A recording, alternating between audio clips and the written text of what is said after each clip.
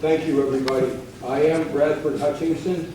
I was born in Elliott Hall, and I'm very encouraged by the turnout tonight. I'm very encouraged by everything that I've heard tonight. I've heard some excellent stuff. I've been working on some advertising lines for next year's promotions. Pumpkin Fest 2015. Okay, maybe not bigger than ever, but better than ever. And this year, no riots, folks. I got sober in 1991. I'm still sober. Pumpkin Fest started in 1991, as you've heard. It's still going on. We really have two situations here. One is Pumpkin Fest itself. Pumpkin Fest 2014 was the best Pumpkin Fest ever by far. I spent most of it down at the Footprint. 2 o'clock Saturday afternoon, I went down to Wilcox Terrace in time to watch New Hampshire State Police coming from Winchester Street, Keene Police coming from Davis Street. They split a huge crowd of over 1,000 drunken, drugged-out college party scene crowd. It was, I couldn't believe it. I went back down to Pumpkin Fest. I saw our police and fire and EMTs do an excellent job. So the two situations we have, Pumpkin Fest, better than ever. About 30,000 card-lit jack-o'-lanterns, 50, 60, 70,000 people, 50, 60, 70,000 people at the Footprint of Pumpkin Festival for the best Pumpkin Fest ever. The speaker who went before me, I can appreciate that thankfully tiny minority opinion in the community. That must be respected. If you were in a butter or property owner in the college party scene area, if you suffered damage or injury or distress, I am deeply, deeply sorry for that. It wasn't because of Pumpkin Fest. Come and find me. I will help you. I'll do what I can. I will listen to you. We can't shut down Pumpkin Fest because it's who we are. It's what we do, and it's how we do it. 1 minute. We need to come together as a community like we're doing tonight. I want to encourage Professor Ann Hewitt, the college president, and the college community. Let's have this meeting in this room every month until Pumpkin Fest comes again. Let's keep doing this. Let's keep coming together. Let's keep speaking. Let's keep listening. Let's keep working. Let's make Pumpkin Fest 2015, okay, maybe not bigger than ever, but better than ever. And this year, no riots, folks, because our police kept the Footprint safe. There was no trouble, no incidents, no serious injuries at the Footprint. The college party scene riots, hanging outside agitators, drunk college students, like the miscreants, that clown cult college on Leverett Street. We've got Bozo the Clown here tonight. We're always going to have that. We can step up our police and security. We will shut down the riots in 2015. No riots next year, kids. Pumpkin Fest 2015, okay, maybe not bigger, better than ever, and no riots. This is who we are. This is what we do. This is how we do it. Pumpkin Fest 2015, yes, yes, yes. Thank you. God bless you all.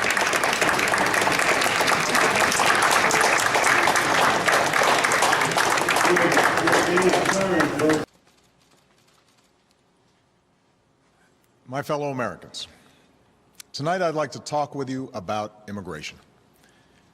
For more than 200 years, our tradition of welcoming immigrants from around the world has given us a tremendous advantage over other nations. It's kept us youthful, dynamic, and entrepreneurial. It has shaped our character as a people with limitless possibilities. People not trapped by our past, but able to remake ourselves as we choose. But today, our immigration system is broken, and everybody knows it. Families who enter our country the right way and play by the rules watch others flout the rules. Business owners who offer their workers good wages and benefits see the competition exploit undocumented immigrants by paying them far less. All of us take offense to anyone who reaps the rewards of living in America without taking on the responsibilities of living in America. And undocumented immigrants who desperately want to embrace those responsibilities see little option but to remain in the shadows or risk their families being torn apart. It's been this way for decades. And for decades, we haven't done much about it. When I took office, I committed to fixing this broken immigration system. And I began by doing what I could to secure our borders, Today, we have more agents and technology deployed to secure our southern border than at any time in our history.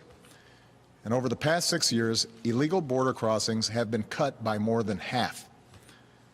Although this summer there was a brief spike in unaccompanied children being apprehended at our border, the number of such children is now actually lower than it's been in nearly 2 years. Overall, the number of people trying to cross our border illegally is at its lowest level since the 1970s. Those are the facts. Meanwhile, I worked with Congress on a comprehensive fix. And last year, 68 Democrats, Republicans, and independents came together to pass a bipartisan bill in the Senate. It wasn't perfect. It was a compromise. But it reflected common sense. It would have doubled the number of Border Patrol agents while giving undocumented immigrants a pathway to citizenship if they paid a fine, started paying their taxes, and went to the back of the line.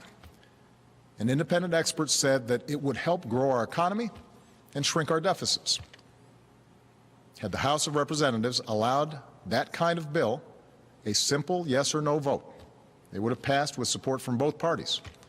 And today it would be the law. But for a year and a half now, Republican leaders in the House have refused to allow that simple vote.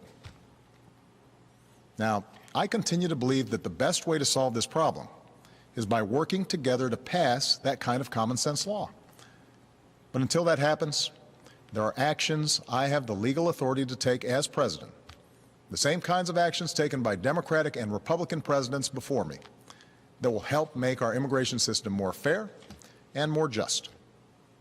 Tonight, I'm announcing those actions.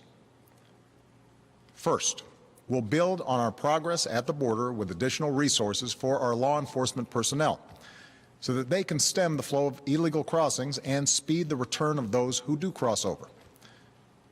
Second, I'll make it easier and faster for high-skilled immigrants, graduates, and entrepreneurs to stay and contribute to our economy, as so many business leaders have proposed. Third, we'll take steps to deal responsibly with the millions of undocumented immigrants who already live in our country. I want to say more about this third issue because it generates the most passion and controversy. Even as we are a nation of immigrants, we're also a nation of laws. Undocumented workers broke our immigration laws, and I believe that they must be held accountable, especially those who may be dangerous. That's why over the past 6 years, deportations of criminals are up 80%. And that's why we're going to keep focusing enforcement resources on actual threats to our security. Felons, not families. Criminals, not children. Gang members, not a mom who's working hard to provide for her kids. We'll prioritize, just like law enforcement does every day. But even as we focus on deporting criminals, the fact is millions of immigrants in every state, of every race and nationality, still live here illegally. And let's be honest, tracking down, rounding up, and deporting millions of people isn't realistic. Anyone who suggests otherwise isn't being straight with you. It's also not who we are as Americans. After all, most of these immigrants have been here a long time. They work hard, often in tough, low-paying jobs. They support their families. They worship at our churches. Many of their kids are American-born or spent most of their lives here. And their hopes, dreams, and patriotism are just like ours. As my predecessor, President Bush, once put it, they are a part of American life. Now, here's the thing. We expect people who live in this country to play by the rules. We expect that those who cut the line will not be unfairly rewarded. So we're going to offer the following deal. If you've been in America for more than 5 years, if you have children who are American citizens or legal residents, if you register, pass a criminal background check, and you're willing to pay your fair share of taxes, you'll be able to apply to stay in this country temporarily without fear of deportation. You can come out of the shadows and get right with the law. That's what this deal is. Now let's be clear about what it isn't. This deal does not apply to anyone who has come to this country recently. It does not apply to anyone who might come to America illegally in the future. It does not grant citizenship or the right to stay here permanently or offer the same benefits that citizens receive. Only Congress can do that.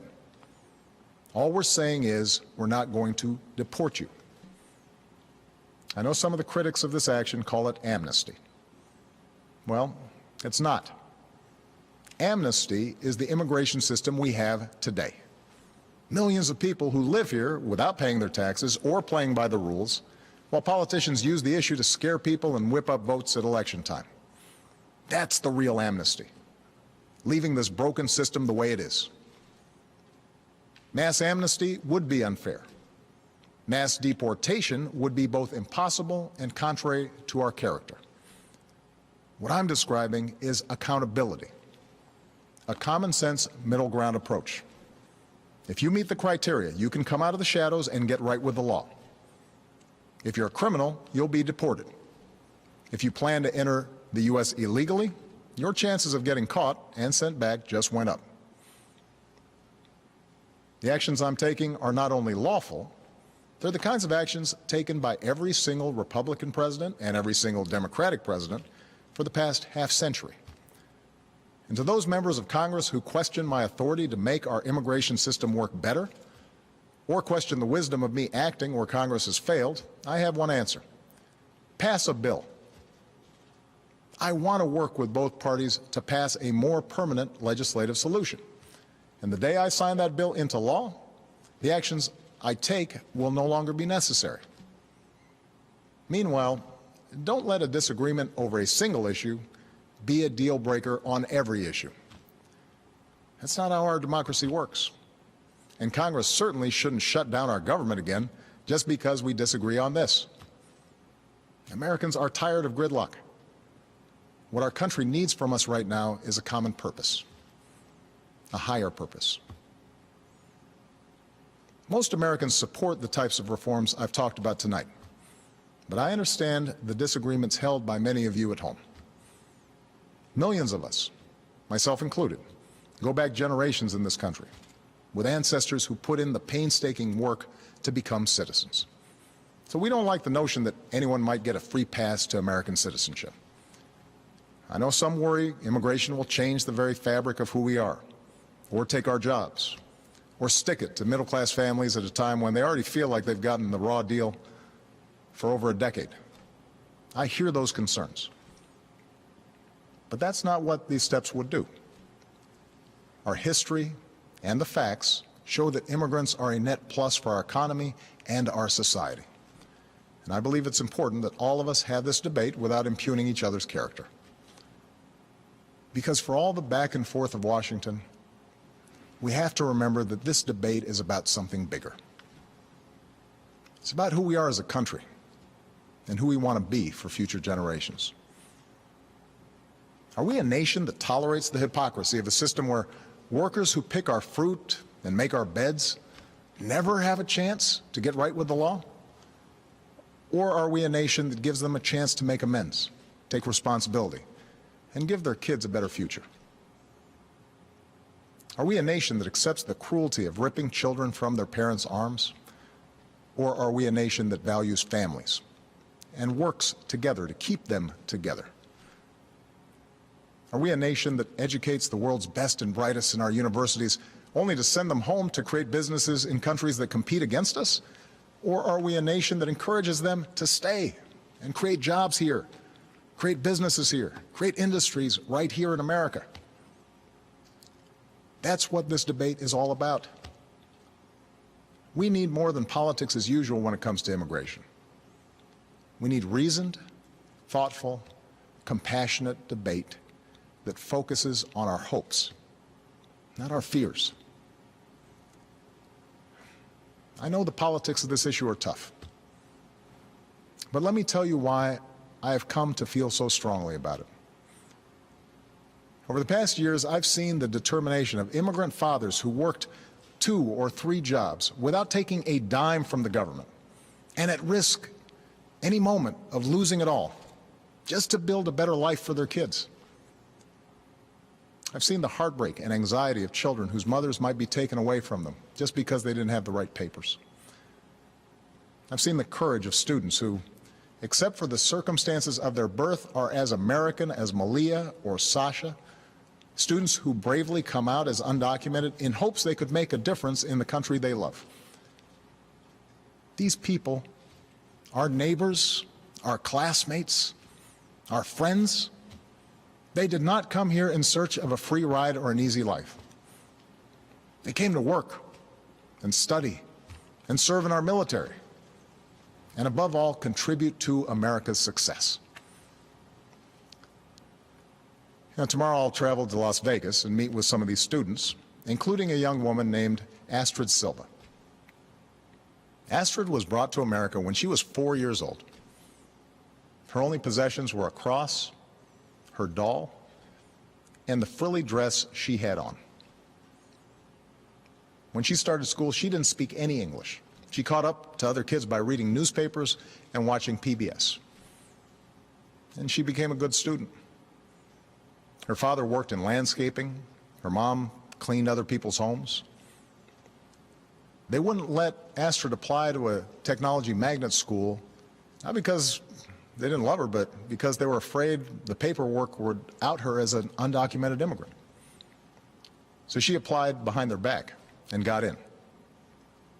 Still, she mostly lived in the shadows until her grandmother, who visited every year from Mexico, passed away. And she couldn't travel to the funeral without risk of being found out and deported.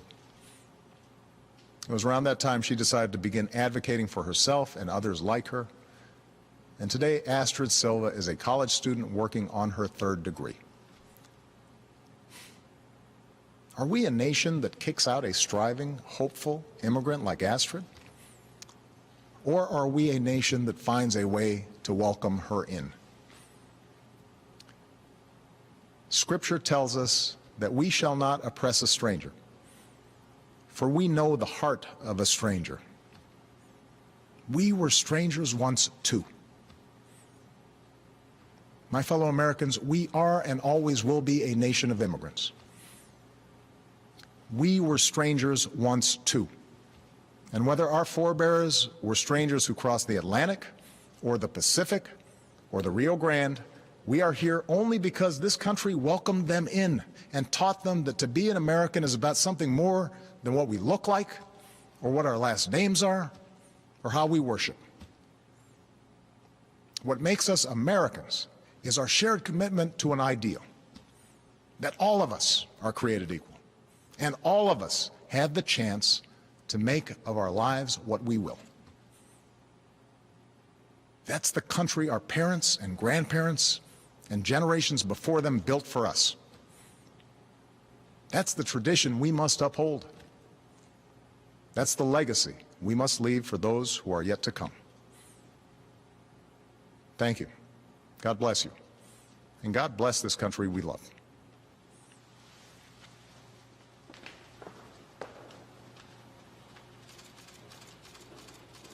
Charges. Oh, here comes somebody. Hello. How you doing? I'm doing well. Your name is Kevin, right? Yes. All right. Good to see you. So on June 2nd, there was an incident where there was some violence in Central Square. Okay. I filled out a report about it. I had previously... Is this with us or is this something you typed? This is something that I typed. Okay. My analysis of what happened based heavily upon the video of the incident as well as my memory and speaking with others. The next day there was a rather noteworthy incident where someone was thrown into a fountain, but this is what happened the night before. Okay. And I know the day that the fountain thing happened or the day after, I had sent an email to, I think it was, maybe it was Darren Dahl or whoever was in charge of that investigation. Who? Darren Dollar? Isn't Darren Dahl one of the, maybe I'm pronouncing TJ something? Oh, Sergeant Durandal. Yeah, okay. I think it might have been him. I know I sent an email to somebody at KPD that I recognize as the highest ranking officer on the incident that occurred the day after this, and I mentioned that, hey, there was something bad that happened today, someone got thrown in a fountain. The night before, some people were hit from behind. My friend was threatened, I was threatened, two people somebody got punched by 2 different people. Okay. And so I included, I have some digital files too. Is it the flash drive on the chair right there? Yes. Okay. So yeah, I put like the video of that incident on here. I mean, I think you guys have gotten it in the past, but just in case you haven't. Okay. Some other things I found from social media where the actors involved in this report that I filled out acknowledged what they did on social media. So yeah, that's all on this drive. Okay. Is this videos?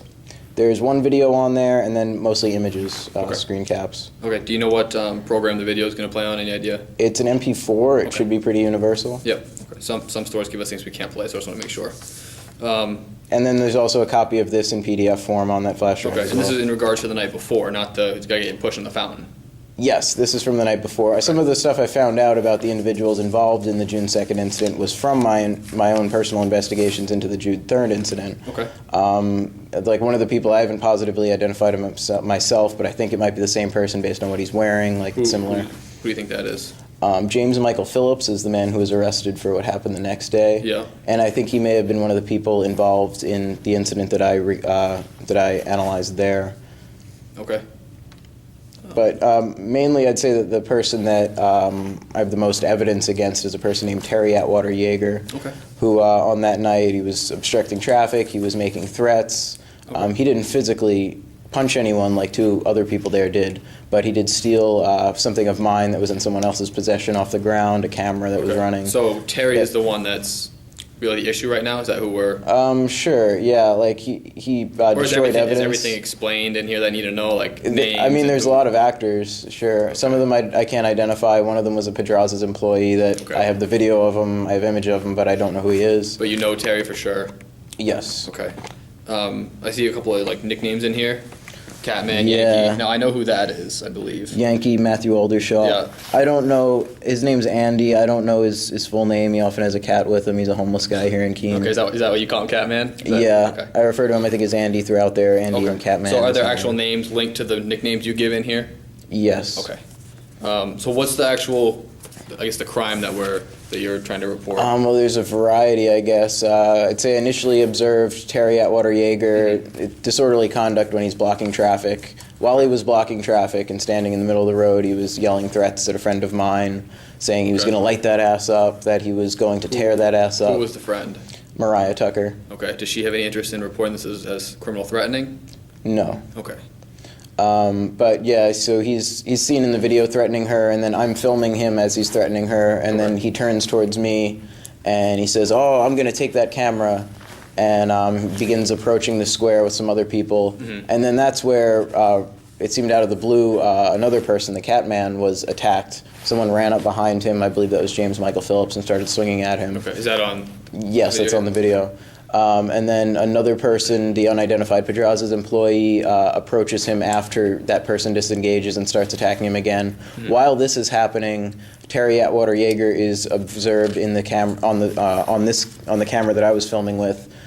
Rich Paul was also someone that was present there. He had been holding a camera. He had put it down. Yeah. And Terry is seen on my video taking that camera and walking off with it.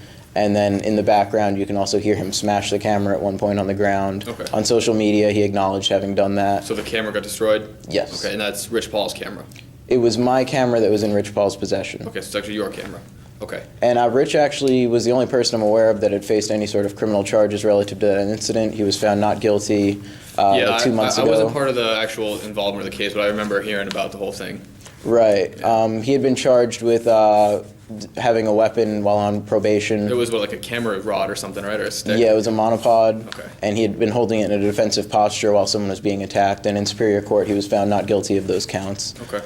So that's the only stuff that's like on the record I know of from this, but Okay. Do you remember what kind of camera it was? yes, it was a Canon Vixia HFR 21. I wrote it. It's written down. It's written there. here? Yep. Okay.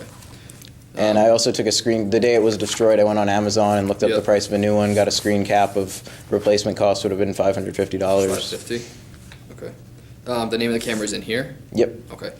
And this was the night before that whole fountain thing. Mm-hmm. And so Terry's the one who you're saying broke the camera. I just want to make sure I get everything straight here. Yes. Okay, so Terry's the one who broke the camera. He acknowledged Yes. it on Facebook, I assume? Twitter. Twitter? Okay. And you said you can hear him breaking the camera, you think? Yes, I note in the report that if you go to a certain time code in the video, you Yep. can see him pick it up off the ground because the screen is glowing. Okay. And then a few seconds later, as he's walking out of the square, you can hear him smash it on the Okay. ground. Are these the different charges you think? would fit here? Yes, that's what I believe to have been what was violated. Okay. How did the threat to steal property, how did that go? Do you remember what he said? He had been saying to Mariah and pointing at her, "I'm gonna light that ass up. I got somebody who's gonna tear that ass up." And then he like turned and angled towards me, and he pointed at me and my camera and said, "Yo, can film that all you want. I'll take that camera." And then that's when he started approaching the square. Okay. All right. I'm pretty sure we have probably most of your info already in our system. Okay, do you mind if I just take it to make sure? Yeah, sure. Double check. What's your birthday, Garrett? 11/13/88, Phone number? 603. And you're 74 Lever? All right. I'm on till 7 in the morning, so I'll go back and watch this now unless I get called somewhere, but get started on it, okay? I'm Okay. gonna give you a call or anything if anything turns up with it. I mean, the fact that it happened three months ago now, 5 months ago, it might make it kind of tough to prove some of this. The video will help depending on what it shows. Yeah, I think the video is pretty explicit. Okay. But I can tell you, like, the criminal threatening stuff, the stuff with Mariah is nothing's gonna go with that. She doesn't want to be a victim for it. Okay. Probably looking at this, the only thing that I've heard so far would be the criminal mischief to the camera. So, if Well, wouldn't that also be a sort of destruction of evidence if someone's committing a crime and then they see a camera and destroy it? It's I have to look at the statute. I'm not really sure what the statute for destruction of evidence is. I have to go through and actually read the statute for that. Do you have any other questions or comments you want to? not specifically. Okay. Like I said, I'll give you a call whenever I figure this all out. Okay. Okay. Why'd you wait five months to come in? Just curious. Well, I've been doing some investigation on my own. I've tried to figure out more about it. I've tried to, in fact, mediate or see if there was anyone that might be able to deal with Terry. And the few people I know that have some knowledge of him said they weren't interested or didn't feel comfortable approaching him with that sort of thing. Okay. Who's Boston Man? His name is Matthew Schmidt. In the incident at the time, I didn't know his name. People just knew him as somebody from Boston. Sure.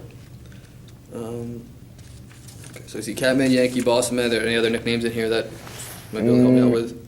No, I identified the person I believe to be James Michael Phillips as a Caucasian man who attacked Andy. Yeah. The Hispanic guy from Pedraza's, I just identify him as the uniform man, the Hispanic uniform man from Pedraza's. I don't know. Okay. But Terry Atwater Yeager I was able to identify, and yeah. Oh, is this the camera picture actually on your flash drive? Yes, Oh, on the that is- flash drive will be a photo of the screen cap from Amazon showing that camera model and what a new one costs. Okay. All right. I'll actually head back and watch this right now and see what we got. All right. Okay, cool. Oh, do you think I could get that flash drive back sometime in the near future? Yes. I'm on again on Friday. I'll give you a call Friday, and either have you come get it or I can bring it down to you. Okay. Tonight's my last night on. Yeah, I could just come pick it up then. Okay. All right. If there's nothing else, I'm gonna head back. All right, good evening. Thanks, Garrett.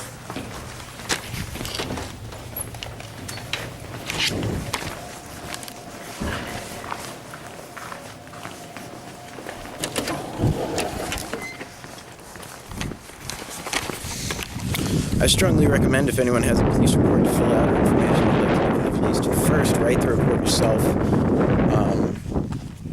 Go over it with someone else if you're new to this sort of thing.